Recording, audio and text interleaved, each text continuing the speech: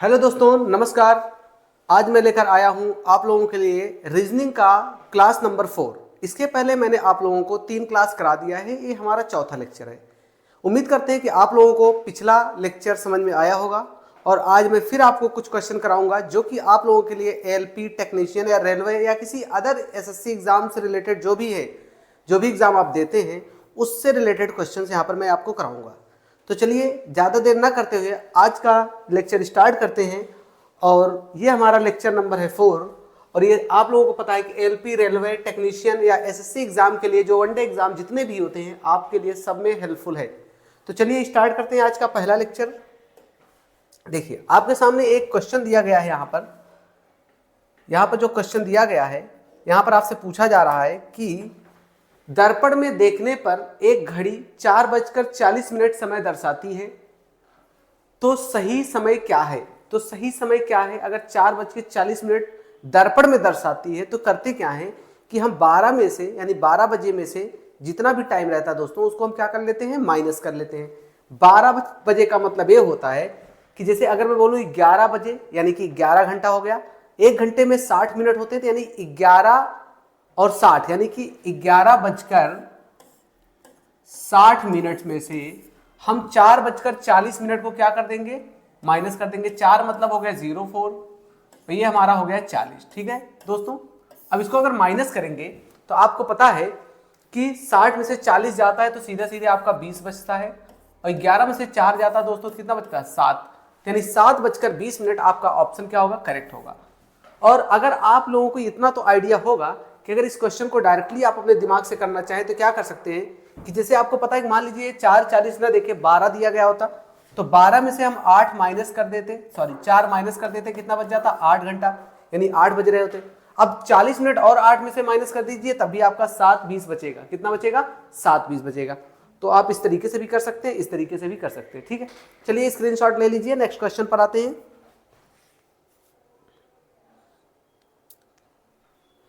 चलिए next question चलते हैं।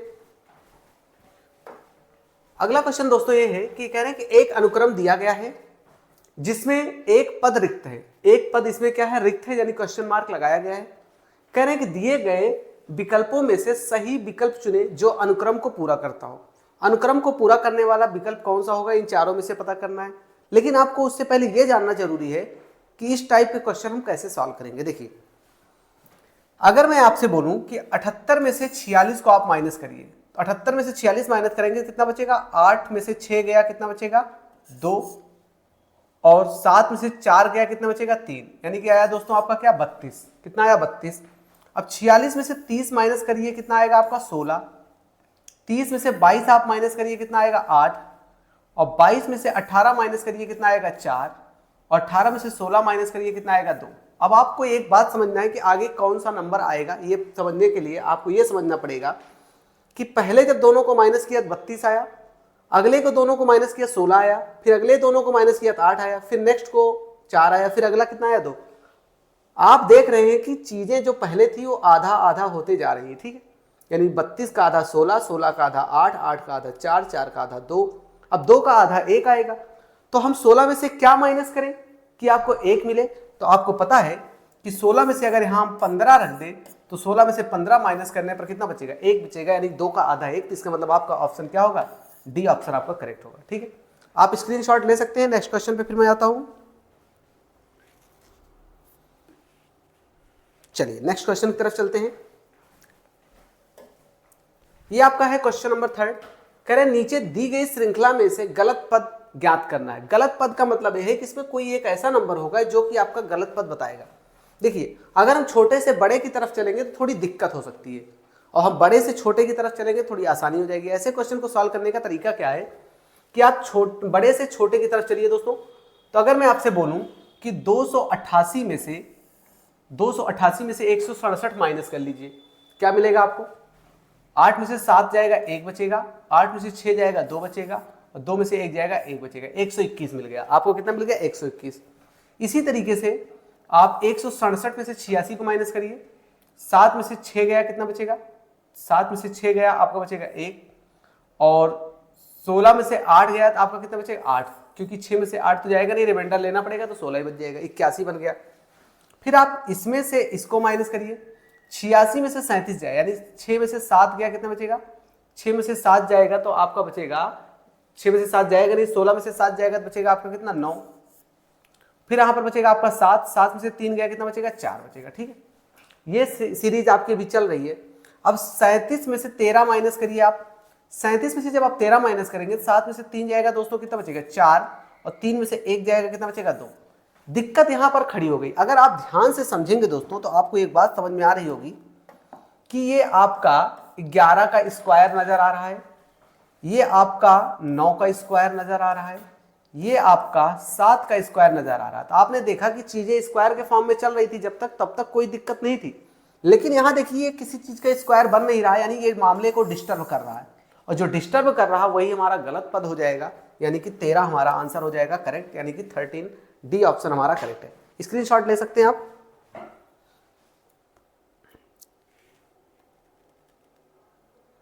चलिए नेक्स्ट क्वेश्चन की तरफ चलते हैं। अगला क्वेश्चन ये भी दिया गया दोस्तों, कह रहा है कि दी गई वर्ड श्रृंखला के कुछ वर्ड यानी लेटर्स लुप्त हैं, लुप्त वर्णों के सही क्रम को विकल्पों में चुनना है। देखिए ये क्वेश्चन अगर आपको समझना है, इसको समझने का एक तरीका है कि पहले आप करिए क्या, जो लुप्त हैं उनको भी काउंट कर लीजिए, जो दिए गए उनको भी। तो आप देख लीजिए पहले टोटल कितने नंबर आ रहे हैं, जितने नंबर आ रहे हैं उसी के फॉर्मेट में उसको तोड़ डालिए। जब तोड़ेंगे तो आपको आइडिया लग जाएगा कौन सी वैल्यू कहां पर रखी जाएगी, कैसे इसको हम फिल करेंगे। तो चलिए देखते हैं।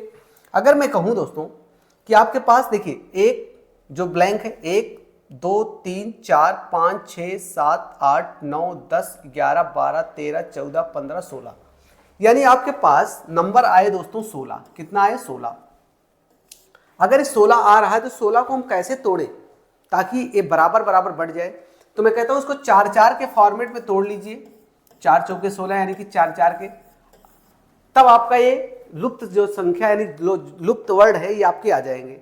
लेकिन कुछ दोस्तों को ये चीज दिमाग में चल रहा होगा कि सर अगर यहाँ पर मान लीजिए कि लुप्त जो हम निकाल रहे हैं 16 का तो 4 लिया, मान लीजिए 12 हो जाए तो क्या करेंगे। तो 12 होता तो मैं क्या करता, इसको 3 से डिवाइड कर लेता या 4 से डिवाइड कर लेता।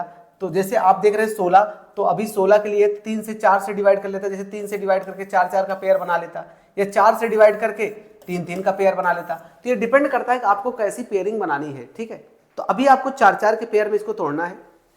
तो 4-4 के पेयर में तोड़ने से पहले आपको पहले ये देखना है कि ये यहां से आप अगर पकड़ लेंगे चीजों को तो आपके लिए आसानी हो जाएगी। इतने पोर्शन से आप इतने पोर्शन को समझिए। पहले हमको जो फिल करना है इसी में से ऑप्शन कोई करेक्ट होगा दोस्तों। तो कैसे फिल करेंगे, देखिए जैसे आपको यहाँ U दिख रहा है, तो U के बाद क्या है आपको, ये इसे पकड़ लीजिए, U के बाद क्या है आपको दिख रहा है S। अगर S दिख रहा है तो आपको U के बाद S फिल करना है। ठीक है, क्या फिल करना है, S। अब S के बाद क्या है, R। अगर S के बाद R है, देखिए यहाँ S दिख रहा है तो यहाँ पर R भर लीजिए। ठीक है, R फिल कर दिया। अब उसके बाद क्या है, R के बाद क्या है, T। तो R के बाद T है, R के बाद क्या है, T, यानी कि T के पहले क्या है, R। तो यहाँ पर आपका फिल हो जाएगा R, यहाँ पर भी, यानी कि R के बाद आपका T है और T के पहले आपका R है, तो वो भी फिल हो जाएगा। ठीक है, इसके बाद क्या बचा आपका, अभी देखिए यहाँ पर T के बाद क्या है, T के बाद आपका U है, यहाँ पर देखिए T के बाद U है, यहाँ पर भी देखिए T के बाद क्या है, U है। तो आप यहाँ पर T के बाद क्या भर दीजिए, U भर दीजिए। ओके, इतना ये हो गया। अभी एक आपका और बचा हुआ है। अब R के बाद क्या आता है, देखिए R के बाद T है, यहाँ पर भी R के बाद T है, देखिए R के बाद T है, यहाँ पर भी R के बाद T है, तो यहाँ पर भी क्या भर दीजिए, T। आप अब मिला लीजिए आपने क्या क्या फिल किया है, R पहले फिल किया है, फिर S फिल किया है, फिर U फिल किया है, फिर R फिल किया है, फिर T फिल किया है। हाँ, एक और बचा अभी, U के बाद क्या आता है, U के बाद देखिए S है, तो आपका यहाँ पर S भर जाएगा, ये भी आ जाएगा, यानी RSURTS, RSURTS आपका यही डी ऑप्शन क्या हो जाएगा, करेक्ट हो जाएगा। तो आप इसको स्क्रीनशॉट ले सकते हैं दोस्तों। अगले क्वेश्चन में आता हूं, चलिए आगे चलते हैं नेक्स्ट क्वेश्चन की तरफ। ये देखिए सभी एग्जाम्स के लिए आपके लिए काफी इंपॉर्टेंट है क्वेश्चंस। आप इसको अगर प्रैक्टिस कर लेंगे तो इस टाइप के क्वेश्चन आपके गलत नहीं होंगे। देखिए कह रहे हैं दी गई समरूपता के आधार पर दिए गए विकल्पों में से सही नहीं दिया गया, विकल्पों में से नहीं दिया गया युग्म ज्ञात कीजिए। मतलब जो सही जो इसमें है, जैसे देखिए समझिए आप, जैसे अंधेरा है, अंधेरे को कौन दूर करता है, लैंप दूर करता है, यानी अंधेरे को दूर करने का काम लैंप कर रहा है। तो आपको यह समझना है कि अगर थकान लगी है तो थकान को दूर करने के लिए क्या आप व्यायाम करेंगे, नहीं भैया हम आराम करेंगे ना।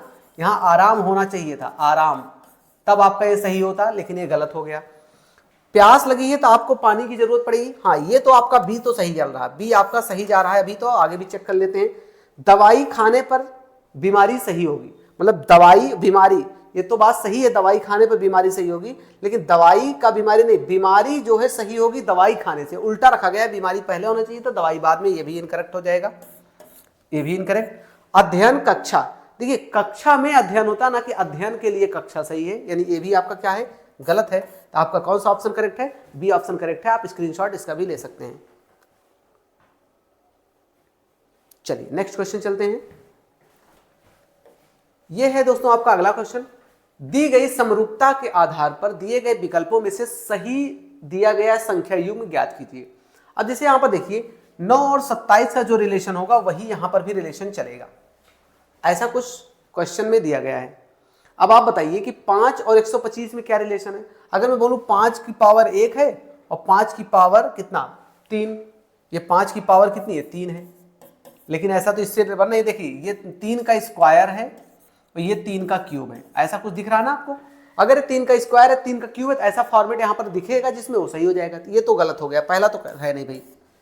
अगर इस पे आएंगे, देखिए ये आपका 2 का क्यूब है, ये आपका 4 का क्यूब है, 4 का क्यूब है, या ऐसे भी लिख सकते हैं इसको 2 की पावर कितना 2 दूना 4 दूना 8 दूना 16 दूना 32 दूना 64, 2 की पावर 6, यानी ये भी गलत है, ये भी इसको फॉलो नहीं कर रहा है।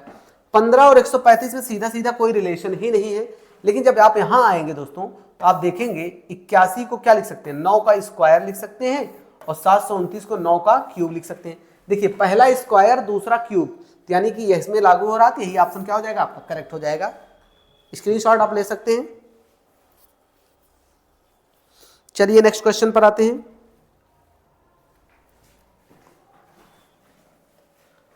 अगला क्वेश्चन है, एक अनुक्रम दिया गया है जिसमें एक पद रिक्त है, मतलब इसमें से एक पद रिक्त है, मतलब कि क्वेश्चन मार्क लगा है।